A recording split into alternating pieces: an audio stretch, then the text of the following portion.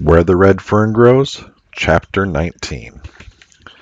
Although the winning of the cups and the money was a big event in my life, it didn't change my hunting any. I was out after the ringtails every night. I had been hunting the river bottoms hard for about 3 weeks. On that night, I decided to go back to the cyclone timber country. I had barely reached the hunting ground when my dogs struck a trail.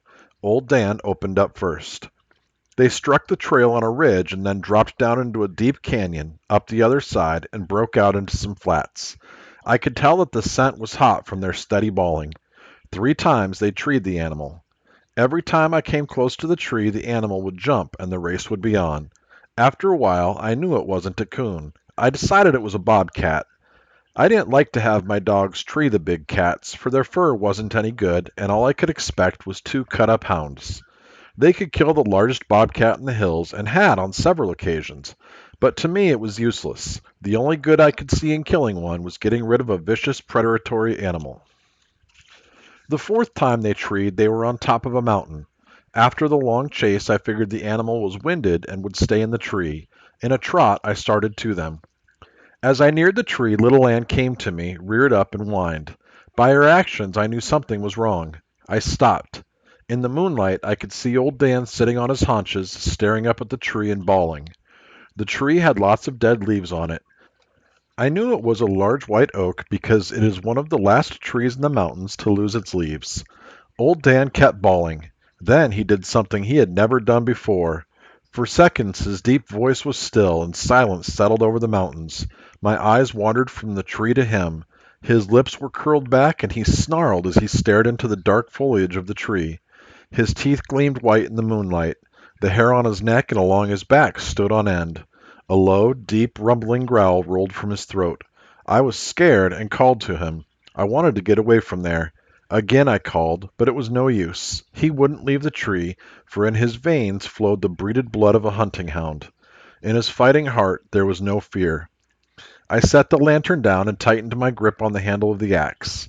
Slowly I started walking toward him. I thought, if I can get close enough to him, I can grab his collar.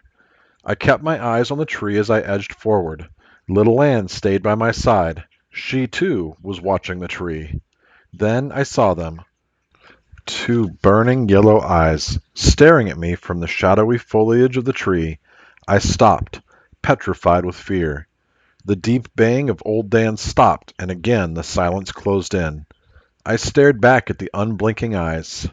I could make out the bulk of a large animal crouched on a huge branch, close to the trunk of the big tree. Then it moved. I heard the scratch of razor-sharp claws on the bark. It stood up and moved out of the shadows onto a limb. I saw it clearly as it passed between the moon and me. I knew what it was. It was the devil cat of the Ozarks, the mountain lion. The silence was shattered by one long, loud bawl from old Dan. I'd never heard my dog bawl like that. It was different. His voice rang out over the mountains, loud and clear. The vibration of the deep tones rolled in the silence of the frosty night, on and on, out over the flats, down in the canyons, and died away in the rim rocks, like the cry of a lost soul. Old Dan had voiced his challenge to the devil cat. There was a low cough and a deep growl from the lion. I saw him crouch. I knew what was coming. My hands felt hot and sweaty on the smooth ash handle of the axe. With a blood-curdling scream, he sprang from the tree with claws outspread and long yellow fangs bared. Old Dan didn't wait. Rearing up on his hind legs, he met the lion in the air. The heavy weight bowled him over and over. He wound up in a fallen treetop. The impact of the 2 bodies threw the lion off balance. Little Ann darted in. Her aim was true. I heard the snap of her steel-trap jaws as they closed on his throat. With a squall of pain and rage, the big cat rolled over on his side, dragging Little Ann with him. His right paw reached out and curved over her shoulder. Sinews tightened and razor-sharp claws dug inward. With a cry of pain, she loosened her hold. I saw the blood squirting from the deep wound on her shoulder. She ignored it and bored back into the fight. Old Dan, stunned for an instant from the impact of the lion's body, fought his way from the treetop. Bawling the cry of the damned, he charged back in. I went berserk and charged into the fight. There, in the flinty hills of the Ozarks, I fought for the lives of my dogs. I fought with the only weapon I had, the sharp cutting blade of a double-bitted axe. Screaming like a madman, with tears running down my face, I hacked and chopped at the big, snarling mountain cat. Once, feeling the bite of the sharp blade, the devil cat turned on me. His yellow, slitted eyes burned with hate. The long, lithe body dipped low to the ground. The shoulder muscles knotted and bulged. I tried to jump back, but my foot slipped and I dropped to my knees. I knew I was trapped.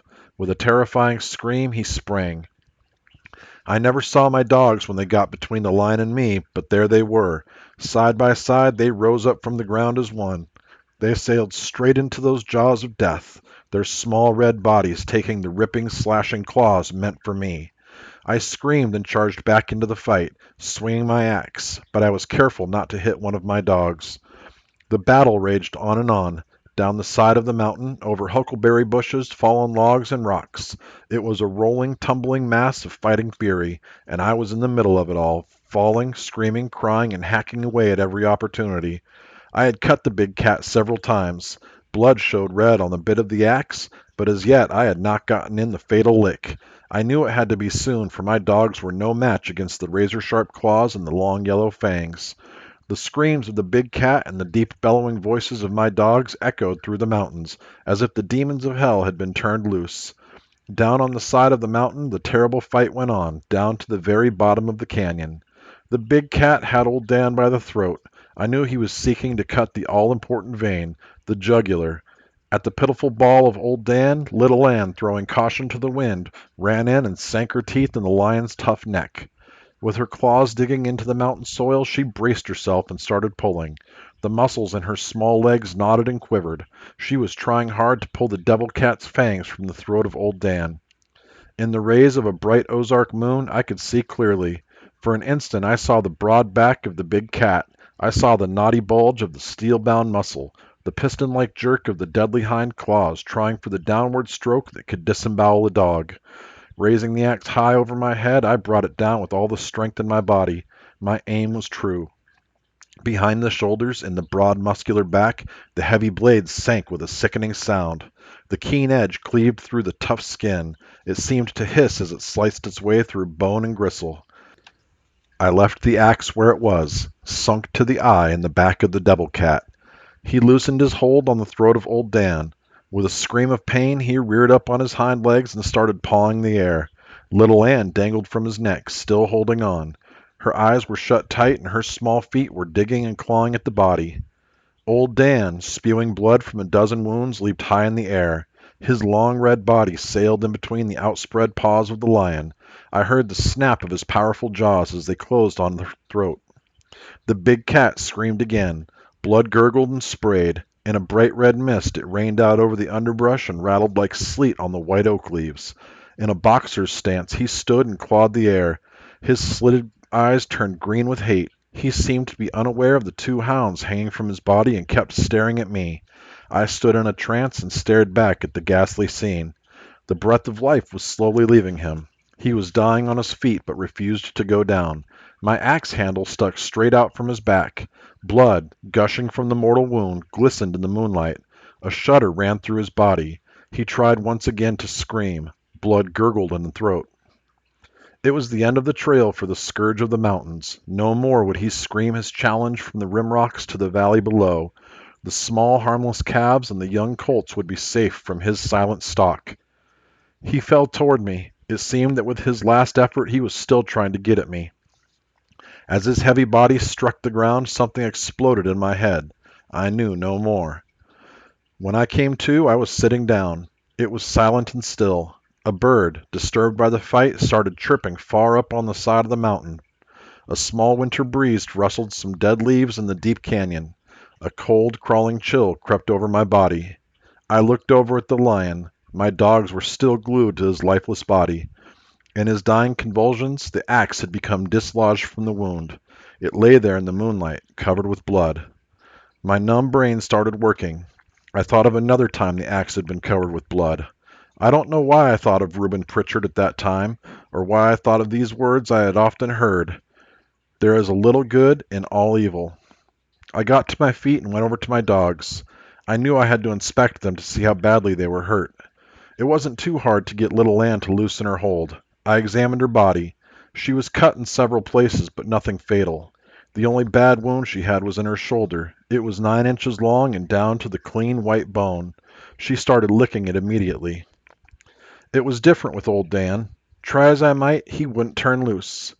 Maybe he could remember the night in the cave when he was a pup, how the big cat had screamed and how he had bawled back at him. I took hold of his hind legs and tried to pull him loose. It was no use. He knew that the hold he had was a deadly one, and he wasn't going to let go. I tried to tell him it was all over, that the lion was dead, to turn loose as I wanted to see how badly he was hurt. He couldn't understand and wouldn't even open his eyes. He was determined to hold on until the body turned cold and stiff. With my axe handle, I pried apart his locked jaws. Holding onto his collar, I led him off to one side. I couldn't turn him loose, as I knew if I did, he would go back to the lion. With one hand, I started examining him. I ran my fingers through the short red hair. I could feel the quivering muscles and the hot, sweaty skin. He was a bloody mess. His long, velvety ears were shredded. His entire body was a mass of deep, raw red wounds. On both sides of his rib carriage, the sharp claws had laid the flesh open to the bone. His friendly old face was pitiful to see. A razor-sharp claw had ripped down on an angle across his right eye. It was swollen shut. I wondered if he would ever see from that eye again. Blood dripped from his wounds and fell on the white oak leaves. I saw he was bleeding to death. With tears running down my cheeks, I did the only thing a hunter could do. I raked the leaves away and let his blood drip onto the black mountain soil. Mixing it into a mud, I worked it into his wounds to stop the flow of blood. With my axe in one hand and holding onto his collar with the other, we climbed out of the canyon.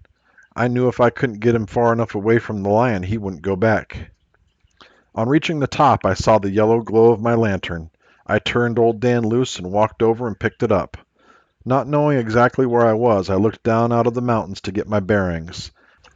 Beyond the foothills and fields, I could see the long, white, crooked line of steam marking the river's course. Following the snake-like pattern with my eyes, in no time I knew exactly where I was, for I knew every bend in the river. Anxious to get home so I could take care of my dogs, I turned to call them. Little Ann was close by. She was sitting down looking at the wound in her shoulder. I saw the shadowy form of old Dan sniffing around the tree where the lion had been treed. As I stood and watched him in the moonlight, my heart swelled with pride. Wounded though he was, he wanted to make sure there were no more lions around. I called to him. In a stiff-legged trot, he came to me.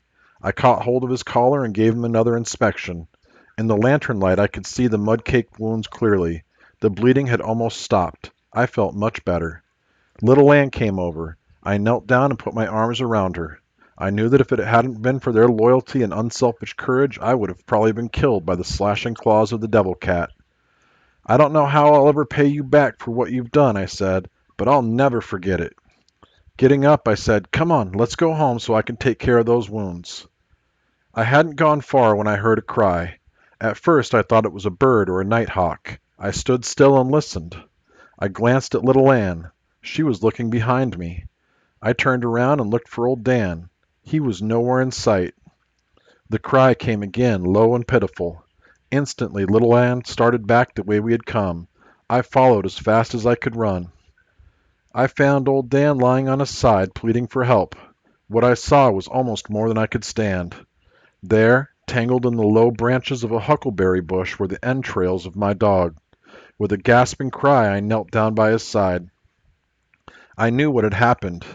Far back in the soft belly, the slashing, razor-sharp claws of the lion had cut into the hollow. In my inspections, I had overlooked the wound. His entrails had worked out and had become entangled in the bush. The forward motion of his body had done the rest. He whimpered as I laid my hand on his head. A warm red tongue flicked out at it. With tears in my eyes, I started talking to him. "Hang on, boy," I said. "Everything will be all right. I'll take care of you." With trembling hands, I unwound the entrails from the bush. With my handkerchief, I wiped away the gravel, leaves, and pine needles. With fingers that shook, I worked the entrails back into the wound.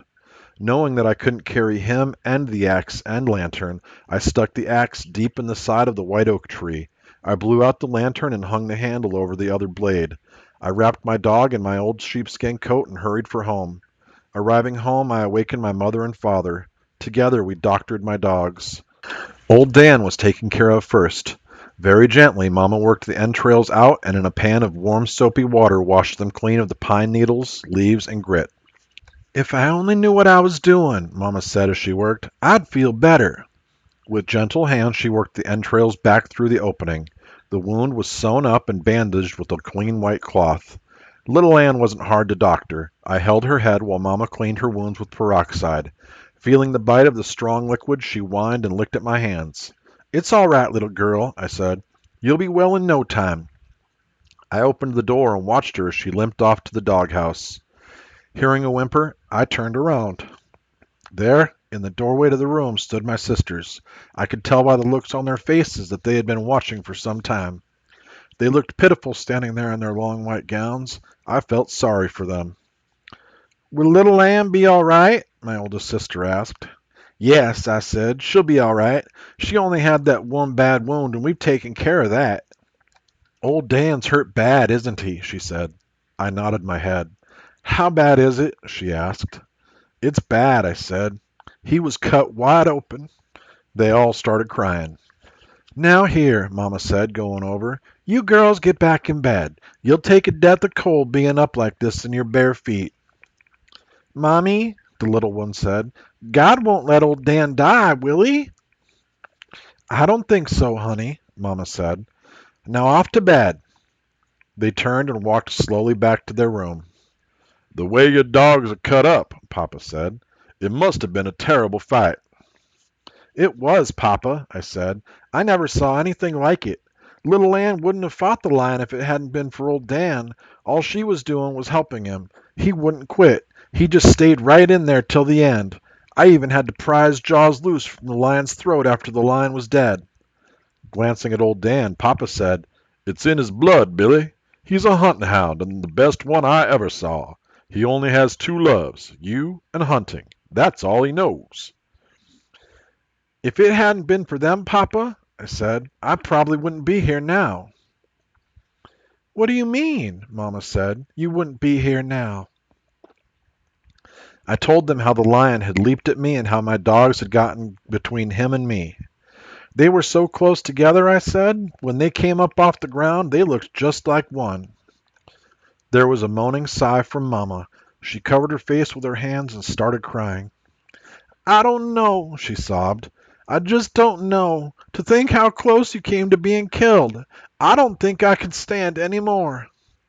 Now, Papa said as he walked over and put his arms around her. Don't go all to pieces. It's all over. Let's be thankful and do our best for old Dan. Do you think he'll die, Papa? I asked.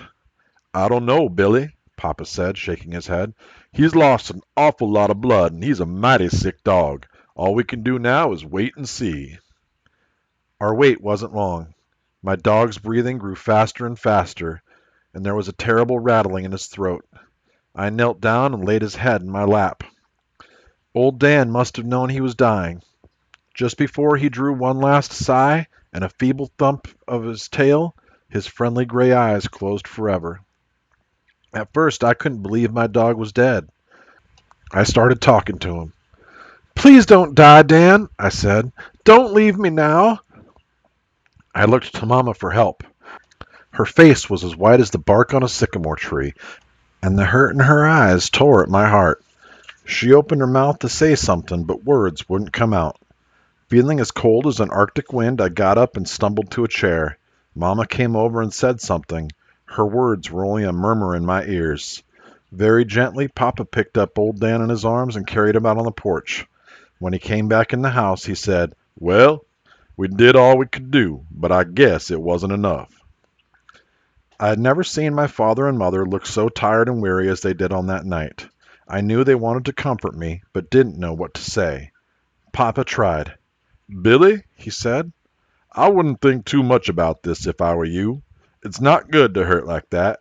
I believe I'd just try to forget it. Besides, you still have little Ann. I wasn't even thinking about little Ann at that moment. I knew she was all right. I'm thankful that I still have her, I said, but how can I forget old Dan? He gave his life for me. That's what he did. Just laid down his life for me. How can I ever forget something like that? Mama said, It's been a terrible night for all of us. Let's go to bed and try to get some rest. Maybe we'll all feel better tomorrow." "No, Mama," I said. "You and Papa go on to bed. I think I'll stay up for a while. I couldn't sleep anyway." Mama started to protest, but Papa shook his head. Arm in arm, they walked from the room. Long after my mother and father had retired, I sat by the fire trying to think and couldn't. I felt numb all over. I knew my dog was dead, but I couldn't believe it. I didn't want to. One day they were both alive and happy. Then that night, just like that, one of them was dead. I didn't know how long I had been sitting there when I heard a noise out on the porch. I got up, walked over to the door, and listened. It came again, a low whimper and a scratchy sound. I could think of only one thing that could have made that noise. It had to be my dog. He wasn't dead. He had come back to life. With a pounding heart, I opened the door and stepped out on the porch. What I saw was more than I could stand. The noise I had heard had been made by little Ann. All her life she had slept by old Dan's side, and although he was dead, she had left the doghouse, had come back to the porch, and snuggled up close to his side. She looked at me and whimpered. I couldn't stand it. I didn't know I was running until I tripped and fell. I got to my feet and ran on, down through our fields of shocked corn until I fell face down on the river's bank. There, in the gray shadows of a breaking dawn, I cried until I could cry no more. The chirring of gray squirrels in the bright morning sun told me it was daylight. I got to my feet and walked back to the house. Coming up through our barn lot, I saw my father feeding our stock. He came over and said, "Breakfast is about ready." "I don't want any breakfast, Papa," I said. "I'm not hungry, and I have a job to do. I'll have to bury my dog." "I'll tell you what," he said. "I'm not going to be very busy today, so let's have a good breakfast and then I'll help you." "No, Papa," I said. "I'll take care of it. You go and eat breakfast, and tell Mama I'm not hungry." I saw a hurt look in my father's eyes.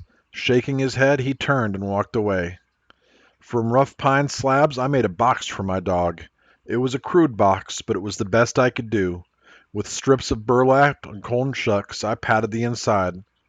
Up on the hillside, at the foot of a beautiful red oak tree, I dug his grave. There, where the wild mountain flowers would grow in the spring, I laid him away. I had a purpose in burying my dog up there on the hillside. It was a beautiful spot. From there one could see the country for miles, the long white crooked line of the river, the tall thick timber of the bottoms, the sycamore, birch, and box elder. I thought perhaps that on moonlit nights old Dan would be able to hear the deep voices of the hounds as they rolled out of the river bottoms on the frosty air. After the last shovel of dirt was patted in place, I sat down and let my mind drift back through the years. I thought of the old KC baking powder can and the first time I saw my pups in the box at the depot. I thought of the $50, the nickels and dimes, and the fishermen and blackberry patches. I looked at his grave, and with tears in my eyes, I voiced these words: "You were worth it, old friend, and 1,000 times over." In my heart, I knew that there in the grave lay a man's best friend. 2 days later, when I came in from the bottoms where my father and I were clearing land, my mother said, "Billy, you had better look after your dog. She won't eat." I started looking for her.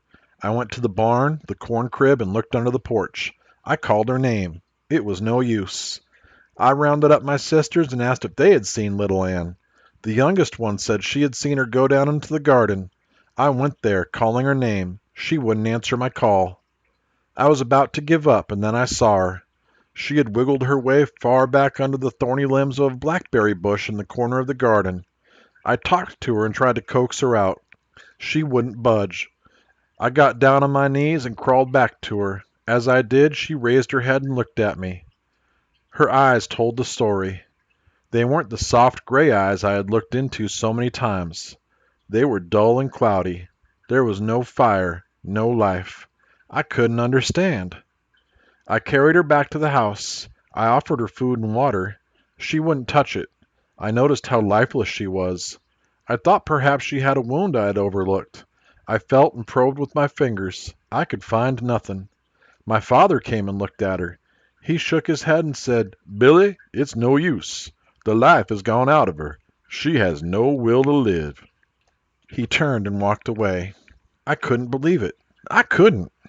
With eggs and rich cream, I made a liquid.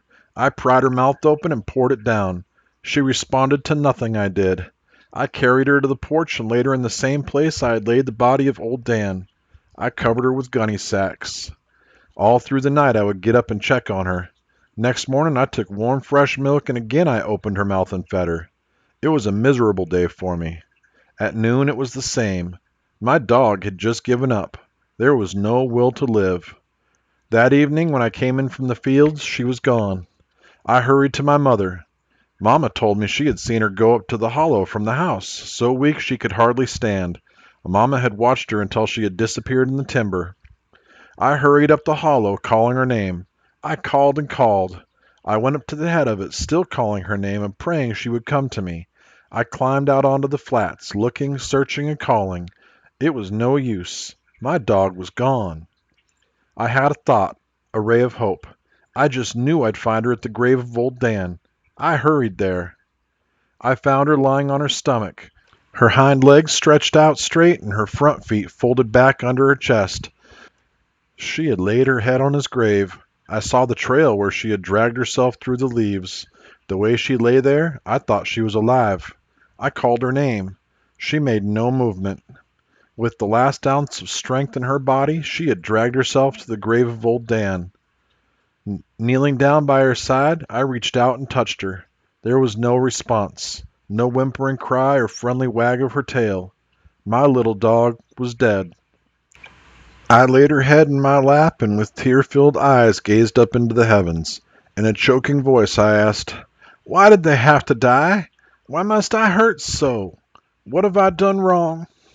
I heard a noise behind me. It was my mother.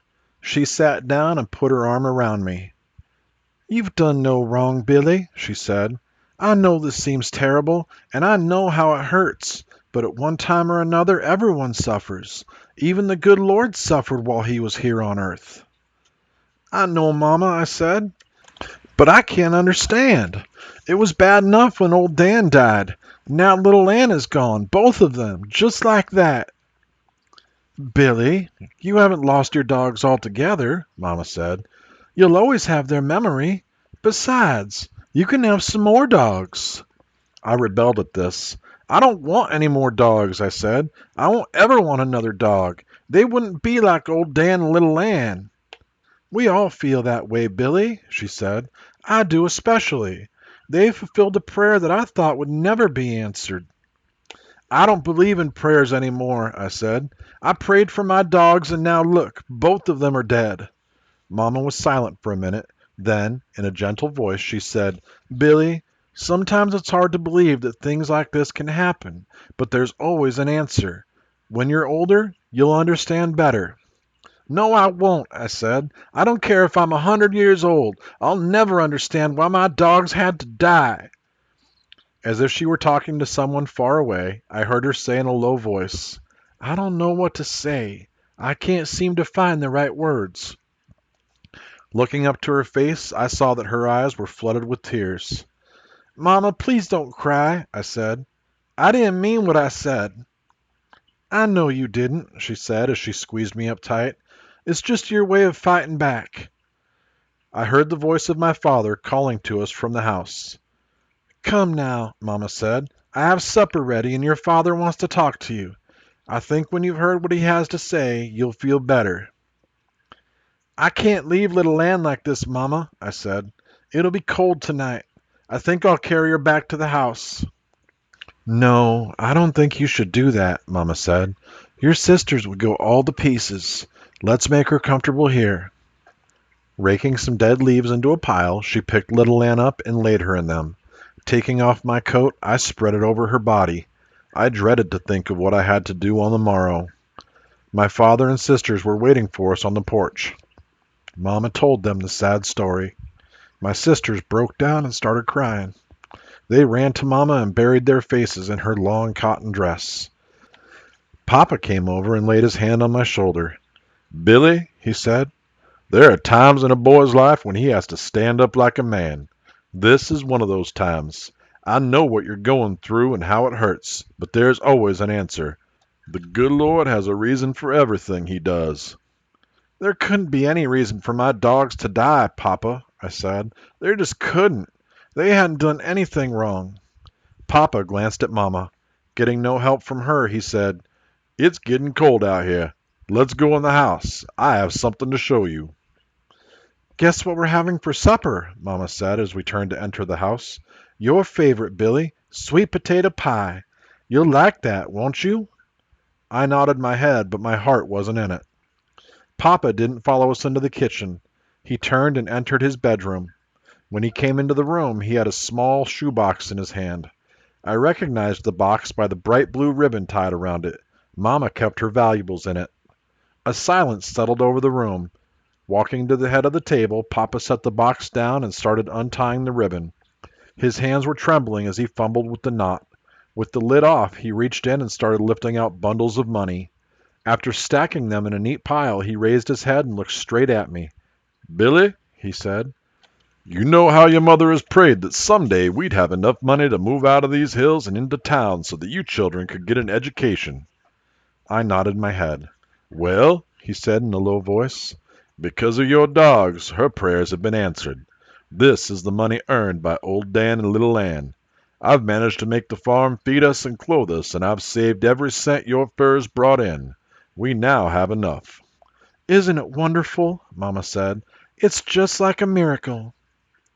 "I think it is a miracle," Papa said. "Remember, Billy said a prayer when he asked for his pups, and then there were your prayers. Billy got his pups. Through those dogs, your prayers were answered. Yes, I'm sure it's a miracle." "If he gave them to me, then why did he take them away?" I asked. "I think there's an answer for that, too," Papa said. "You see, Billy, your mother and I decided not to separate you from your dogs. We knew how much you loved them. We decided that when we moved to town we'd leave you here with your grandpa for a while. He needs help anyway. But I guess the good Lord didn't want that to happen. He doesn't like to see families split up. That's why they were taken away." I knew my father was a firm believer in fate. To him, everything that happened was the will of God, and in his Bible he could always find the answers. Papa could see that his talk had had very little effect on me. With a sorrowful look on his face, he sat down and said, "Now let's give thanks for our food and for all the wonderful things God has done for us. I'll say a special prayer and ask him to help Billy." I barely heard what Papa had to say. During the meal, I could tell that no one was enjoying the food. As soon as it was over, I went to my room and lay down on the bed. Mama came in. "Why don't you go to bed," she said, "and get a good night's sleep? You'll feel better tomorrow." "No, I won't, Mama," I said. "I'll have to bury little Ann tomorrow." "I know," she said as she turned my covers down. "I'll help if you want me to." "No, Mama," I said. "I don't want anyone to help. I'd rather do it all by myself." "Billy, you're always doing things by yourself," Mama said. "That's not right. Everyone needs help sometime in his life." "I know, Mama," I said. "But please, not this time. Ever since my dogs were puppy, we've always been together, just us three. We hunted together and played together. We even went swimming together. Did you know, Mama, that little Ann used to come every night and peek in my window just to see if I was all right? I guess that's why I want to be by myself when I bury her. Now say your prayers and go to sleep. I'm sure you'll feel better in the morning." I didn't feel like saying any prayers that night. I was hurting too much. Long after the rest of the family had gone to bed, I lay staring into the darkness, trying to think and not able to. Sometime in the night, I got up, tiptoed to my window, and looked out at my doghouse. It looked so lonely and empty sitting there in the moonlight. I could see that the door was slightly ajar. I thought of the many times I had lain in my bed and listened to the squeaking of the door as my dogs went in and out. I didn't know I was crying until I felt the tears roll down my cheeks. Mama must have heard me get up. She came in and put her arms around me. "Billy," she said in a quavering voice, "you'll just have to stop this. You're going to make yourself sick, and I don't think I can stand any more of it." "I can't, Mama," I said. "It hurts so much. I just can't. I don't want you to feel bad just because I do." "I can't help it, Billy," she said. "Come now and get back in bed. I'm afraid you'll catch cold." After she had tucked me in, she sat on the bed for a while.